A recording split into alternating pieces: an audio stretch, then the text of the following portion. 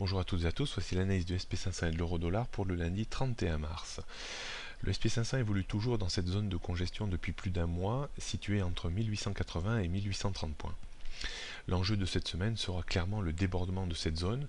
Il y aura certainement matière à avoir un débordement compte tenu du flot de statistiques importantes de la part des États-Unis et surtout la réunion de la Banque Centrale Européenne jeudi sur la tenue ou non d'un quantitative easing à l'européenne. Le débordement par le haut de 1880 points créerait une accélération haussière, toujours dans un climat de surtension d'achat à long terme, vers 1900-1930, avec peut-être 2000 points comme objectif plus psychologique que technique. Attention par contre à la rupture de 1830 points, avec un risque de retour sur les trois niveaux de support parfaitement bien formatés en début d'année à 1805, 1765 et 1730 points. Il faudrait vraiment la rupture de 1730 points pour avoir une glissade très significative sur le SP500. Donc nous retiendrons pour cette semaine, bien entendu, 1880 comme résistance avant 1900-1930 et en support 1830-31 avant 1805, 1765 et 1730. La tendance, bien sûr, reste parfaitement neutre tant qu'on reste entre 1880 et 1831 points.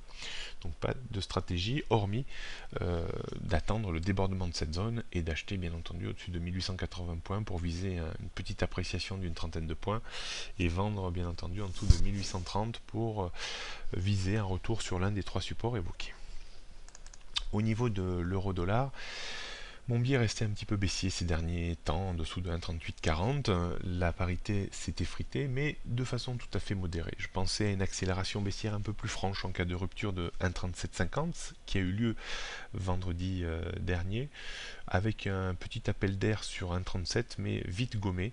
Donc la parité reste toujours en équilibre plus ou moins stable autour de 1,3750. Il faudrait vraiment un débordement de 1,38 puis 1,3840 pour reparler de niveaux supérieurs vers 1,39, 1,40 voire 1,42. La rupture maintenant de 1,37 serait probablement un point d'accélération baissière avec 1,3650 voire 1,3550 en point de mire. La parité également sera soumise certainement à de fortes variations jeudi avec la réunion de la Banque centrale. En attendant, il est fort possible qu'on évolue entre 1,37 au plus bas et 1,38 au plus haut. Donc on retiendra les résistances à 1,38 avant 1,3840, 1,39, 1,3960, 1,40.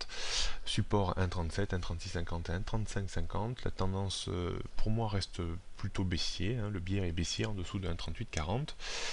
Les stratégies assez modérées d'ici jeudi, plutôt acheter disons un peu vers 1,37 pour viser un retour sur 1,3750, vendre vers 1,38 pour viser 1,3750, 1,37. Voilà un petit peu, mais mieux vaut être relativement prudent sur la parité.